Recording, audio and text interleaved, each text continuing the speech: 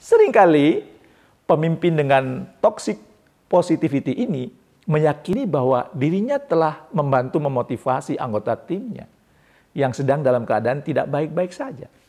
Sedangkan ketika kita menolak atau mengabaikan pengalaman, suasana hati, keadaan emosi anggota tim, ini dapat menurunkan kepercayaan mereka terhadap pemimpin, mempengaruhi engagement mereka dan juga produktivitas.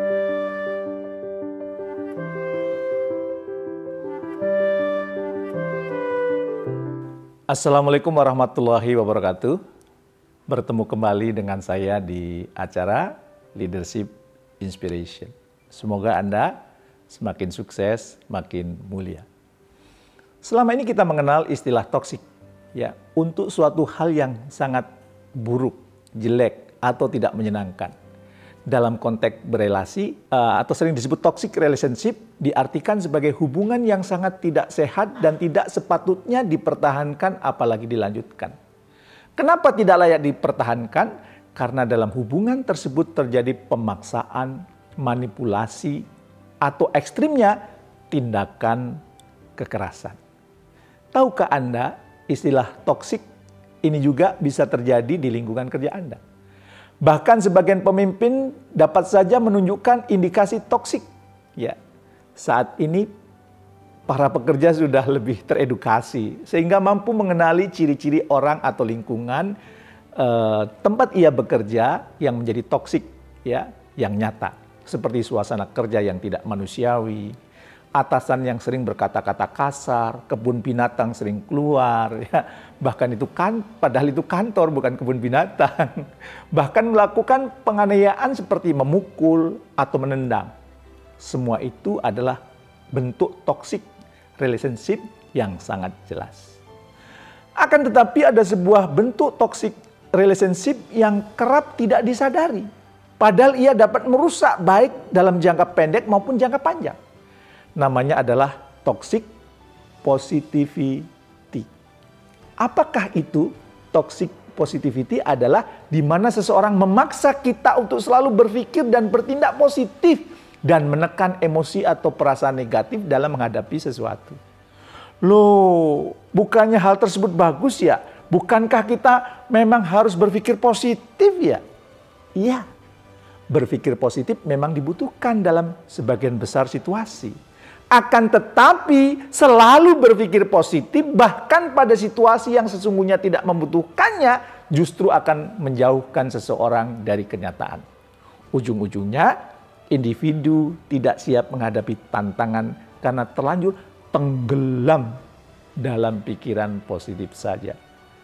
Tanpa antisipasi, tanpa persiapan. Apa saja contoh dari toxic positivity ini? Dari seorang pemimpin, ketika sang pemimpin selalu mengatakan harus positif dong. Sementara mungkin anggota timnya sedang bersedih karena targetnya tidak tercapai di bulan ini. Belum lagi ditambah dengan kalimat-kalimat cepet-cepet move on, biar nggak on. Anda harusnya bisa melihat sisi positifnya dong. Semua akan baik-baik saja. Ayo ambil hikmahnya. Banyak yang seperti itu? Banyak. Kalimat-kalimat ini seolah-olah baik dan menyemangati. Namun sesungguhnya dapat berbahaya. Kenapa? Karena anggota tim akan merasa tidak divalidasi, tidak dihargai. Dengan kata lain, pengalaman dan perasaan mereka dianggap tidak penting, tidak perlu diakui.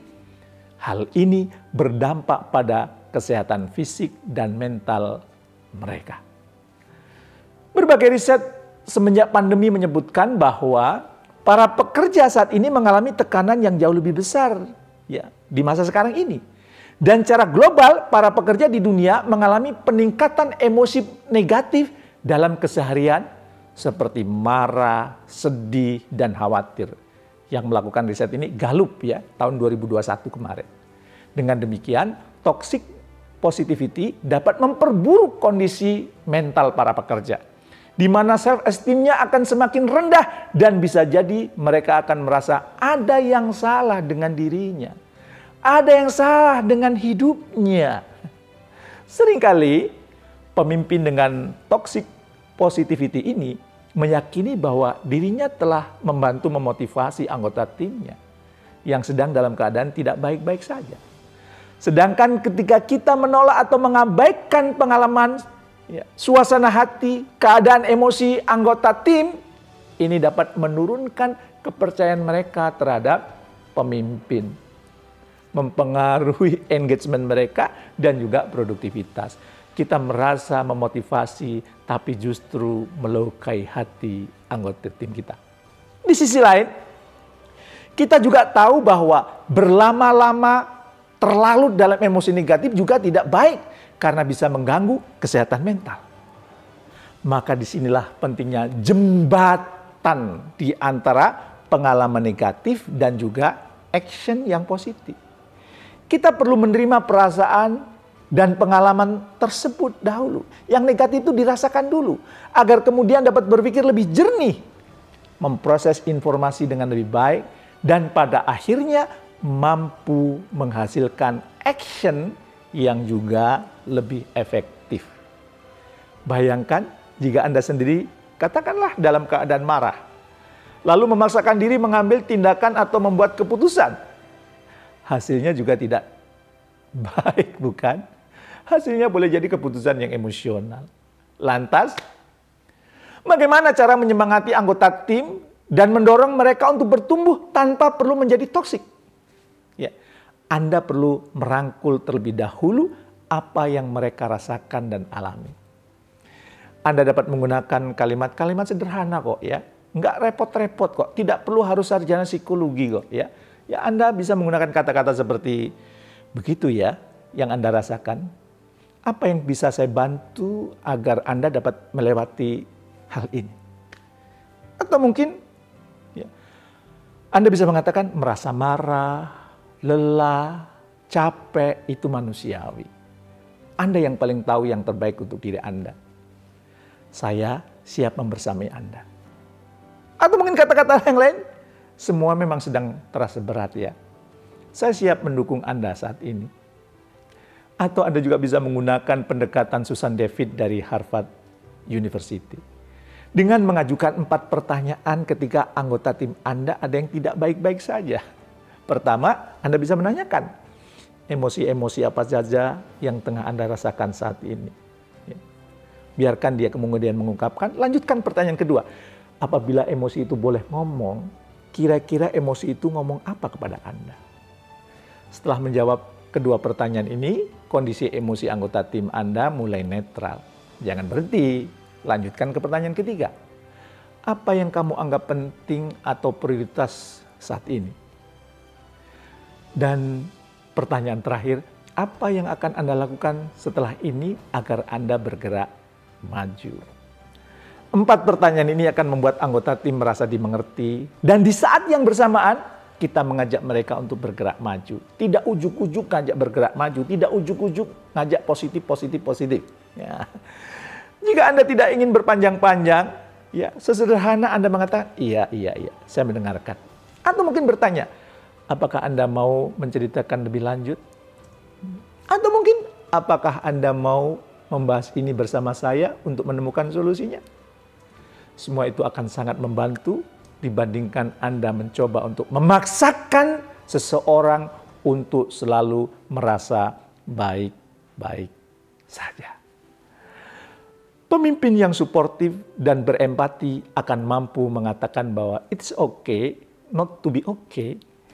Bersikap apa adanya bahwa Anda juga mungkin sedang kesal atau dengan keadaan yang tidak berjalan sesuai rencana. Justru akan membuat anggota tim Anda merasa Anda juga sama seperti mereka.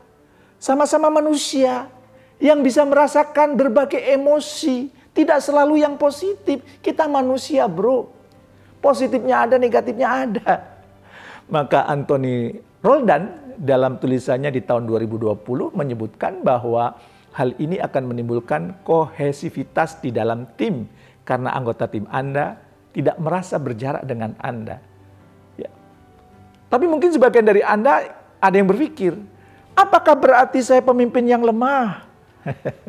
Tidak. Itu namanya Anda pemimpin yang otentik.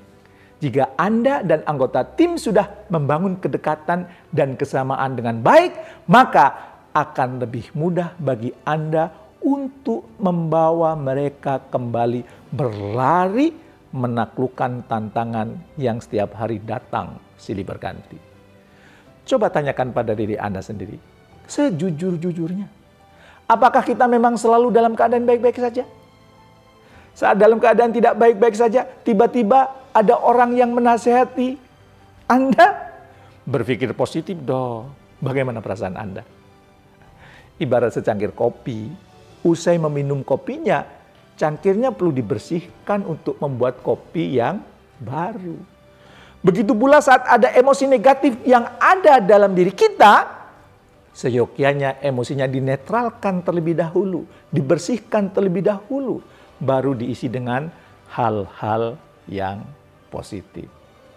Semua yang ada di dunia ini ada takarannya, termasuk untuk hal yang positif. Tidak elok untuk dipaksakan dan selalu digunakan dalam semua kejadian.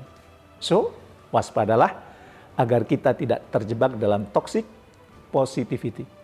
Merasa berbuat baik, tetapi justru malah melukai orang-orang di sekitar kita.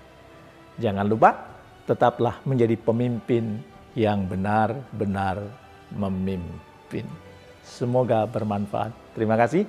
Assalamualaikum warahmatullahi wabarakatuh.